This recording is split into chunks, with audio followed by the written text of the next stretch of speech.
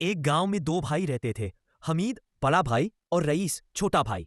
उनके बाप ने मरते वक्त एक ही बात कही थी, मेरी छोड़ी हुई जमीन तुम दोनों की अमानत है।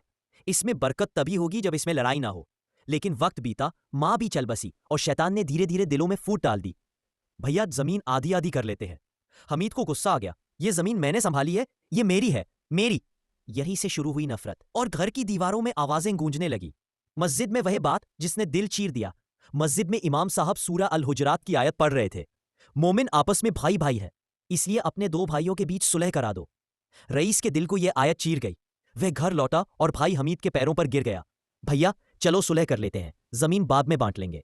लेकिन हमीद ने पैर पीछे खींच लिया, मुझे तेरी सुलह नहीं चाहिए, जमीन सिर्फ मेरी होगी। उस एक वाक्य ने रईस का दिल तोड़ दिया। रईस चुपचाप घर से निकल गया, बस यही कहते हुए, अल्लाह का फैसला सबसे बड़ा है। भैया उस रात गांव में भयानक तूफान आया। पेड़ गिर गए, छतें उड़ गई। सबसे बड़ा नुकसान किसका हुआ? हमीद की जमीन का। तेज बारिश ने आधी जमीन पर गहरी दरारें डाल दी, कुछ हिस्से नदी में बह गए। सुबह जब गांव वाले आए, हमीद जमीन पर बैठा रो रहा था, मेरी जमीन, मेरी जिंदगी बर्बाद हो गई। रईस भी वहां आया, लेकिन उसने कुछ नहीं कहा, बस चुपचाप पीछे खड़ा रहा।